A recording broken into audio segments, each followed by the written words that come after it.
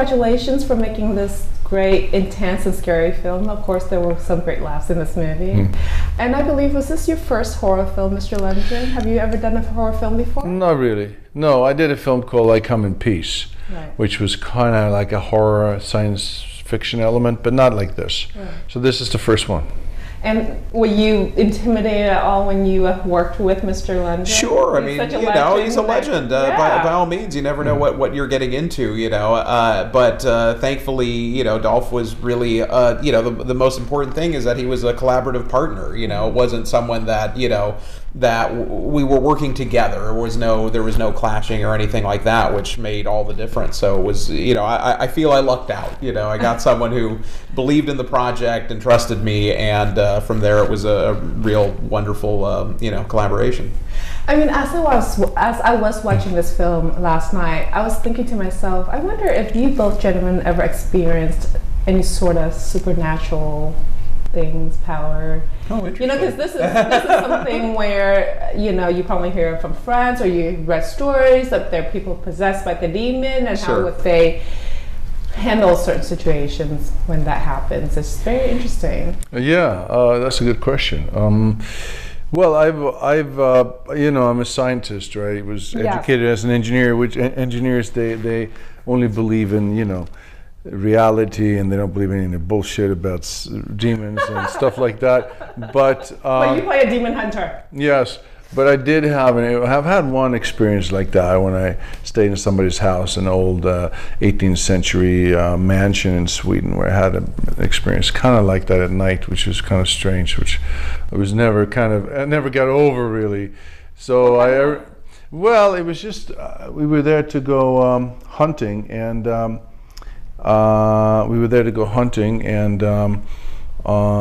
went to this friend of mine's dad is a count in Sweden, and he has this old estate from the 1700s, and it's mostly uninhabited except the room where he lives, because there's a lot of the nobility in Europe. They don't have any money, but they don't want to sell the main mansion, so they keep, you know, selling off part of the land and, you know, making money in all different ways. And he always looks impeccable in a tuxedo. And anyway, so I was going to spend the night and get up early to go hunting, and around maybe it was very cold, and the room was hardly heated because he doesn't want to spend any money on oil, so it was kind of cold. I was sleeping kind of in my clothes, and then I sort of like around maybe 2 or 3 in the morning, you know, I heard there was a phone ringing, and some woman was talking on the phone, and I woke up and I was like, well, what's going on here? And then it took me a while to realize that yes, there was a phone out there, because they had one of those old phones on the wall that they'd kept from the 30s or something, but it wasn't working.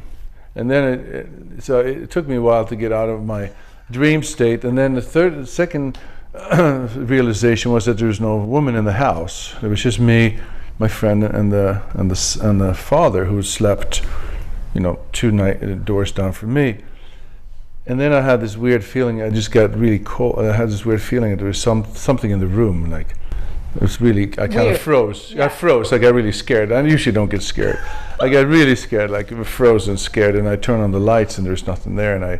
And it was hard for me to go back to bed, you know, to go back to sleep.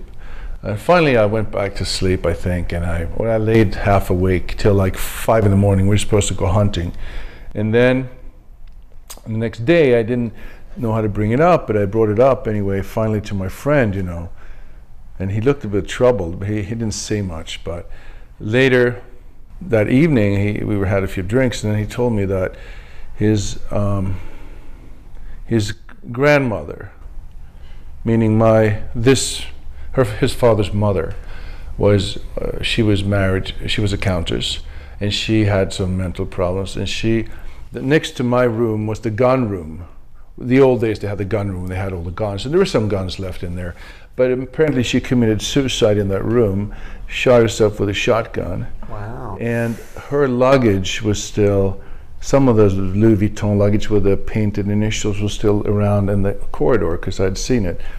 And so it struck me that whoever was on the phone certainly wasn't any of the people that were in the house that were alive. And the weird thing was that the Count himself was still staying 2 rooms down from where his mother committed suicide. That was kind of strange to me. And it was one of those corridors where you had all the animal heads on the sides, you know, wow. and it was so old. The planks were kind of worn out because people had walked there for 300 years. Right. So that I didn't. Let me put it this way: I didn't want to come back there and stay in that house anymore because I was invited a second time. And you said no. I said no. Okay. I stayed in a hotel that time. And you?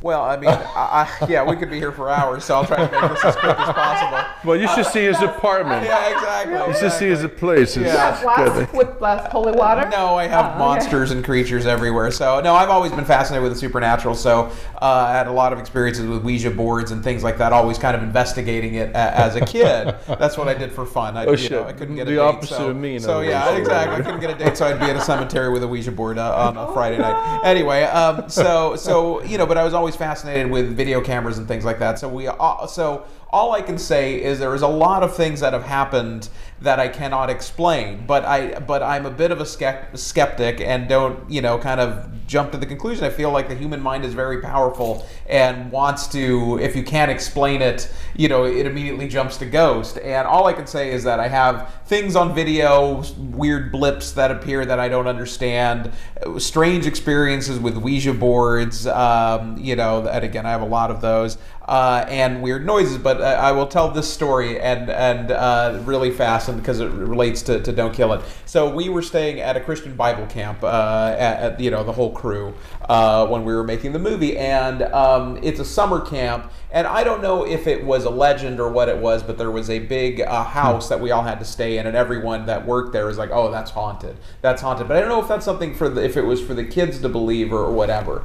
And in fact, our costume designer the night before said, like, no, I was unpacking and the light was shimmering, and then I heard a door slam, and I went out and I didn't see it, nobody was there, and I'm like, stop, and the light just came back on, and then I was freaked out, and I went back into my car and I saw a torso like come out of the door and into the woods, and I'm like, and that's where we're staying tonight? And I'm like, yes! Like, I can't wait.